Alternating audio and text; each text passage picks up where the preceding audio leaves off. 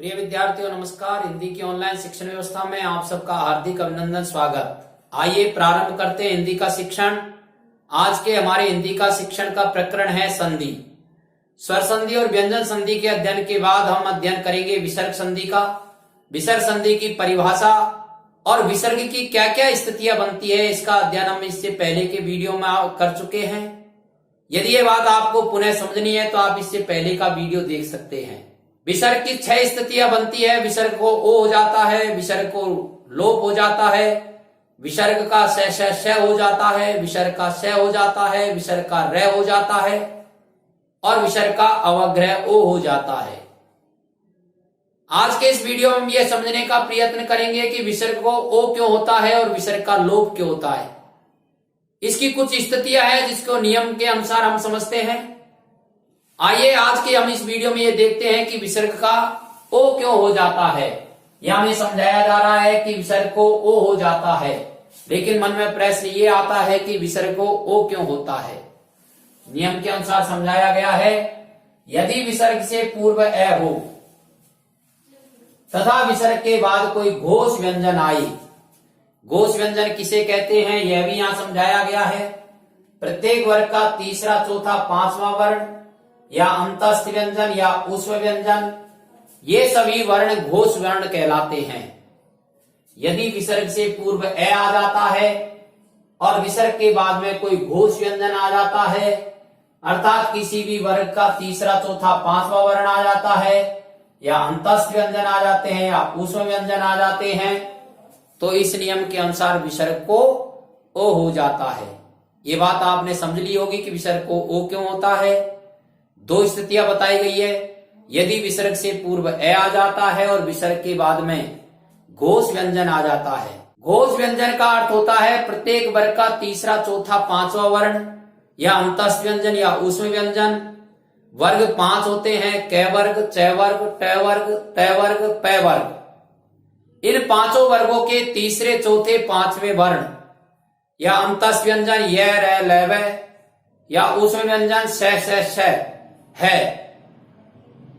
विसर्ग के बाद में ये आ जाते हैं तो इस नियम के अनुसार विसर्ग को ओ हो जाता है।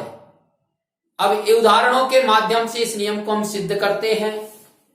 पहला उदाहरण दिया गया है मनः प्लस विकार। मनः प्लस विकार का पहला जो शब्द है वो मनः है और मनः में विसर्ग लगा हुआ है। विसर्ग से पूर्व न आ रहा है। न में कौन सा स्वर मिला हुआ है? ए स्वर मिला हुआ है। और विसर्ग के बाद में विकार दूसरा शब्द है। इस दूसरे शब्द का पहला वर्ण वी है। वी में से यदि ई स्वर को निकालते तो वह शेष रह जाता है। अर्थात विसर्ग से पूर्व ए आ रहा है तथा विसर्ग के बाद वह आ रहा है।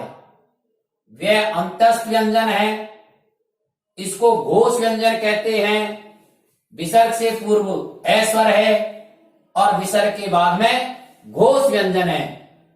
तो आप समझ गए होंगे कि नियम के अनुसार विसर्ग को क्या होना चाहिए, अर्थात विसर्ग को ओ हो जाएगा और इसीलिए शब्द बना है मनोविकार। दूसरा उदाहरण देखते हैं। यश है प्लस गान। पहला शब्द है यशः। यश में विसर्ग आया हुआ है। विसर्ग से पूर्व श व्यंजन है, इसमें ए स्वर मिला हुआ है, अर्थात विसर्ग से पूर्व ए आ रहा है। विसर्ग के बाद में जो दूसरा शब्द है वह गान शब्द है। गान का पहला जो वर्ण है वह गा है। गा में से आ को यदि बाहर निकाल दे तो ग शेष रह जाता है। और ग क्या है? ग क वर्ग का तीसरा वर्ण है और तीसरा वर्ण घोष व्यंजन कहलाता है। अर्थात विसर्ग से पूर्व ए आ रहा है, विसर्ग के बाद में घोष व्यंजन है, इसलिए इस विसर्ग का यहां पर ओ हो जाएगा और शब्द बनेगा यशोगान। ऐसे तीसरे उदाहरण में देखते हैं। वय है प्लस वृद्ध। विसर्ग से पूर्व ए आ रहा है और विसर्ग के बाद में वे व्यंजन है। ये अंतस्थ व्यंजन है। अंतस्थ व्यंजन घोष व्यंजन कहलाते हैं। इसलिए शब्द बनेगा वयोवृद्ध। आगे अन्य उदाहरण भी दिए गए हैं। मनः प्लस योग, विसर्ग के बाद में यह आ रहा है, यह अंतस्थ व्यंजन है अर्थात घोष व्यंजन है, इसलिए मनोयोग बनेगा। मनः प्लस बल क्या बनेगा? मनोबल। मनः प्लस रथ, मनोरथ। मनः प्लस रंजन, मनोरंजन। तपः प्लस बल, तपोबल। और मनः प्लस हर, मनोहर शब्द बनेगा। अर्थात पहला जो नियम हमने देखा है, यदि विसर्ग से पूर्व ए आ जाता है और विसर्ग के बाद में घोष व्यंजन आते हैं तो विसर्ग को ओ हो जाता है। दूसरी जो विसर्ग की स्थिति बनती है वह है विसर्ग का लोप हो जाता है। विसर्ग का लोप क्यों होता है? किस स्थिति में विसर्ग का लोप होता है? यह एक नियम से समझाया गया है। यदि विसर्ग के बाद में ए आ को छोड़ करके अन्य कोई स्वर आ जाता है या रे व्यंजन आ जाता है तो ऐसी स्थिति में विसर्ग को लोप हो जाता है। उदाहरण देखते हैं। अतः प्लस एव, विसर्ग के बाद में ए स्वर आ रहा है। हमारा नियम कहता कि ए आ को छोड़ करके अन्य कोई स्वर आ जाता है तो विसर्ग का लोप होगा। ए स्वर आके आ जाने से विसर्ग का लोप हो जाएगा